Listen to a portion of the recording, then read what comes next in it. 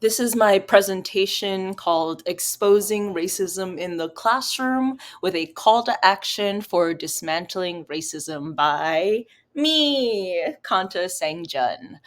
This is my final project for a course I'm taking. Um, you know, it's the I decided to sign up for a couple courses while I was in the hospital, getting treated for cancer. I have lymphoma.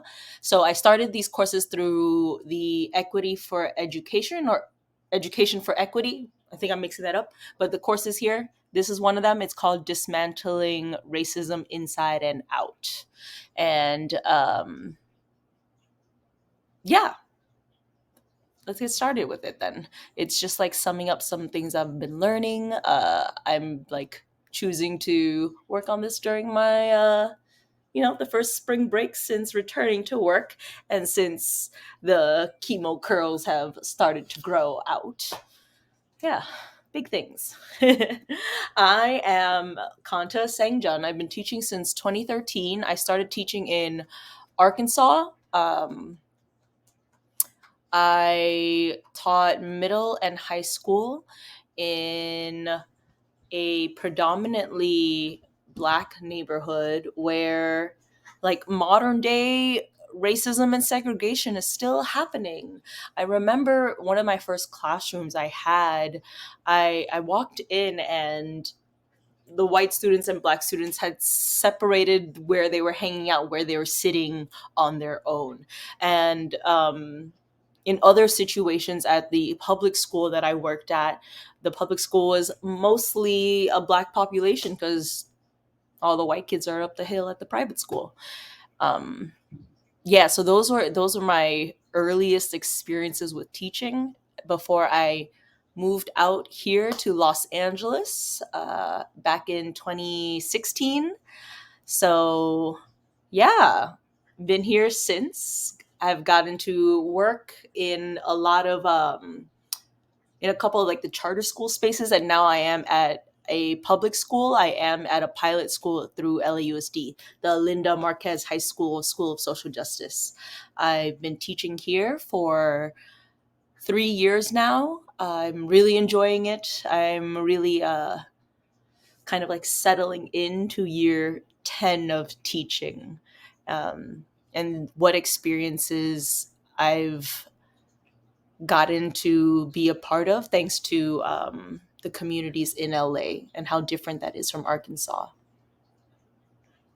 and how different that is from my own community. So, with that, I wanted to go into like why I'm taking this course and why I teach. I I teach because teachers were the first people who encouraged me to be more and do more. I got a lot of negative talk and I got a lot of negative words in my life when I was younger. I grew up in an abusive household, both emotionally, physically, and sexually abusive. It's just not a place for children. And because of that, the first places I felt safe and the first places I felt like I could have a future outside of waitressing was at school. Um, so I think that drives a lot of what I do now in terms of what I seek to do in my teaching, which is to validate my students and their experiences and to provide a safe space for all children. Since cancer, though, I've added on this feeling of um, if I am not able to have my own biological kids, here is my way of being able to take part of of my community and raise some kids, right? And to keep in mind that as an educator, I build these relationships with my students so that they can be in the driver's seat when it comes to decision making in their future, right? We have to give them the opportunities to grow up. So let's raise some kids. Um, in specifically talking about racism and what I've experienced as a student. I think back to who my friends were in elementary school and how that developed over time once I got to middle school and high school and college, and even now with like my educator friends who I put in my space. Um, and it's a story of how my skin tone and my passing as East Asian and my high test scores allowed me and gave me the privilege to move through education in ways that my younger brother could not. Right? We come from the same household, but him with his darker skin tone could not move through education the way I did. Right? How a zip code matters, and because I used my mom's friend's zip code, I got to go to a better performing school than my younger brother did. And how in school, because I was tracked for my performance and my scores on state tests, I was put in talented and gifted programs, given enrichment programs, pulled out of classes to do more, and get put in prep classes for free that not all of my peers got to. And the ones who end up taking these extra classes all looked like me and did not look like the friends I had in elementary school.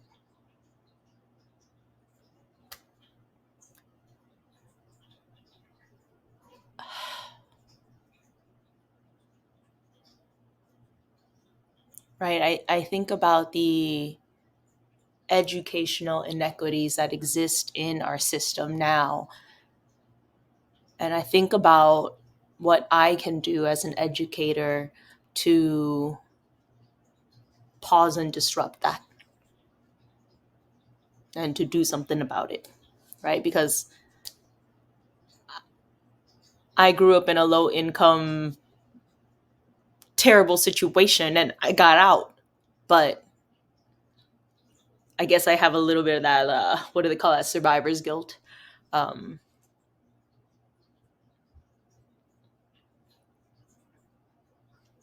yeah. Yeah. Those are the stories that I am going to start with and ground myself in when I think about like why we need to address racism and the real time harm it has on our students and our children.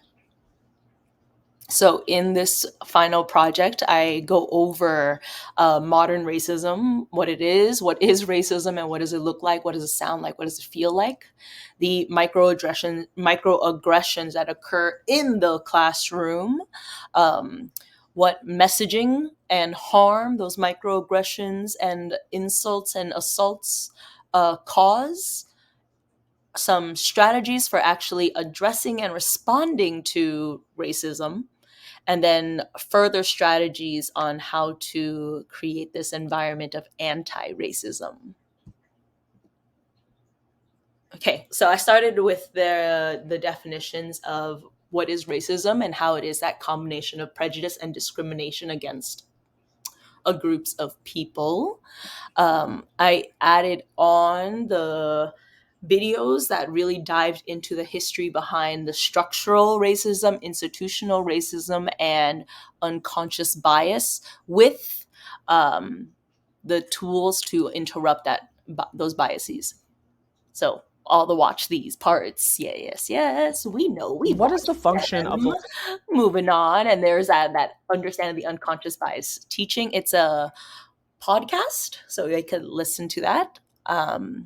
And then finally, moving into next section, microaggressions, with the bottom line being microaggressions are racist and they are not okay, right? And this whole next section is addressing what it is, what it comes from, what it looks like, the message that you are giving out to the world when you use these microaggressions. Um, if I go back, it was micro assaults, micro insults, and micro invalidations, all differentiated in there. Um, yes. So here are the various microaggressions, again based off of theme, and then how a little bit of a little bit of the words from Dr. Daryl Sue Wing, how insidious unintentional biases and unintentional microaggressions can be. And I quoted these from the video because I those stuck out to me. Yes. Tonight, we bring you another. Then I just wanted to really emphasize what we might see in our community, specifically now at the School of Social Justice. I think about like, oh, who are my students? Who are some of these populations, and what are some common microaggressions that like are committed because maybe we don't realize, right? And that's part of it. It's like, how do we have to be able to name it in order to tame it, is the phrase. So here are some common microaggressions committed by faculty, some key points for faculty. It all of this is like quoted here. It's linked from a whole set of slides and activities about microaggressions in these populations and the impact as well. So I've included the ones that are specific to our populations now, being mostly Hispanic Latinx students. We're at like maybe 98% now. It was like 99%, but we've had an influx of Black students as well. So I added in those slides of like very common things that occur. I also added in like other populations that we definitely have as our non-heterosexual students, and for our transgender students. Um, I was the I was the faculty member for our LGBTQ plus club on campus, and unfortunately, my time as faculty member, facilitator for that kind of was interrupted because I was diagnosed with cancer. But I would really love to go back to that, because I think making sure that students feel safe in all the ways, in all their identities, helps. I know it's like a little side note, even though like most of this is focused on racism. Okay. Why microaggressions aren't so micro, going on to impact, moving into impact here, and impact on health. Pulled out some of these articles from how it affects us emotionally, mentally, and even physically. And I think as an Asian American, a, I am too what is it, aware of and familiar with psychosomatic symptoms. Stress affects your health, y'all. Their cortisone levels literally will cause things to occur in your body. Um, I loved this video about how to eliminate microaggressions. So what the microaggressions are and what you can do about them. And then like going into, again, now strategies, just boom, boom, boom, a couple like places we can go into. I really loved this responding and recognizing to microaggressions PDF. It's got all those like sentence stems for you, when to use them and whatnot. Great practice. Great strategies. So the next couple slides are strategies that they I can go over in the presentation. And intervention strategies. Oh, I love the table. I love the table here. Like, it gives you the rationale and the examples with the tactics. Great stuff. Um, okay, finally, as we wrap up all of those, I added in just like a think reflect time for myself here about, okay, so you've just gone through all of these different types of microaggressions and what to do about them. Let's put it into practice. What was a microaggression? How was it offensive? How did you feel when you realized you had offended people? And then what can you do in order to take ownership if you commit it again? Or if you could redo that moment, how would you do it? And I think, like, I've learned from years of therapy and years of having uh, PTSD and CPTSD that role playing, as tedious as it sounds and as like scary as it is so essential. Yeah. So I'm just like, even if this was just a discussion between peers, it'd still be a good place to go. But some role playing would be real cool. I think that it requires some boldness. I'm going to go into that next. Talking about anti-racist educators, I needed to quote from the course itself, because this course has been so jam-packed of good stuff. But here are just some like reminders that as anti-racist educators, the things that we need to do are like require planning. It requires planning. It requires humility. It requires education of yourself. It requires so much. And it is a true change to who you are as a person. Um, I remember being told early in my career that becoming an educator is not something that you can turn off, right? You can't, like, especially like teaching in a small town. I would go to a Walmart and the students would see me, and it's like, even though I'm in sweatpants, my actions and my words matter, right? I am a role model in my community. And being anti-racist is something that we work on as a global community. We have to do better for our children, our people, our peers. We have to do better. um, and the first thing to do is to recognize that we live in oppressive systems that are made for the dominant culture. It's like saying, oh my gosh, all the tables are made for right-handed people, but what about the lefties in the room? 1 in 10 people are lefties. You couldn't make 1 in 10 desk a left-sided desk? Like, why is that so hard?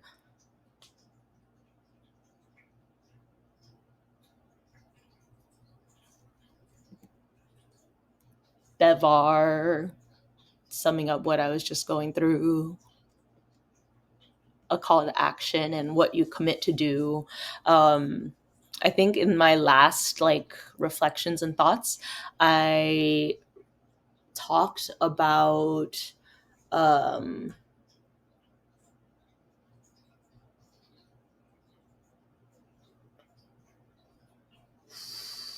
what it looks like to call out a colleague, and that's something that I've done recently. Um, and what it looks like to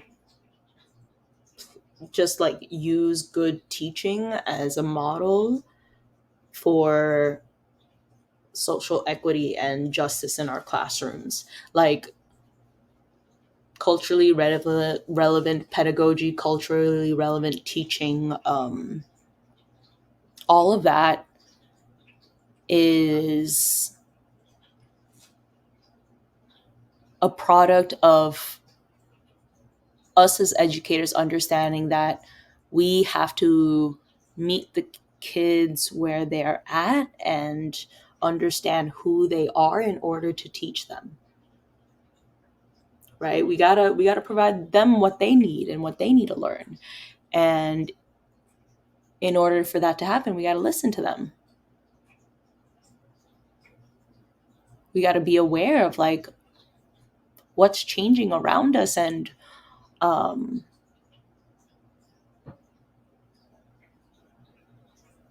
how they can more easily adapt and be decision makers.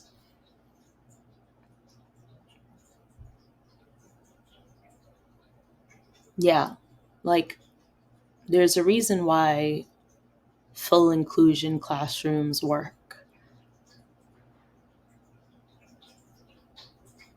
right? And thinking about our special education populations, there's a reason why we can like do different kinds of groupings of students and they get something out of each kind of strategy. We're social creatures. We're made to learn from each other. We as educators can provide the spaces for our students to have their voices heard in an equitable manner and provide for our students in equitable practices. And that is our like everyday way of dismantling racism, right? If anything, that is an everyday way to dismantle racism. You don't leave a kid out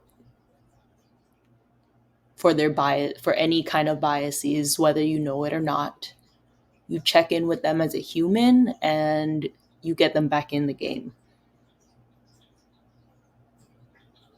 Because I know that's what I needed as a student. And that's how I've overcome a lot of educational barriers.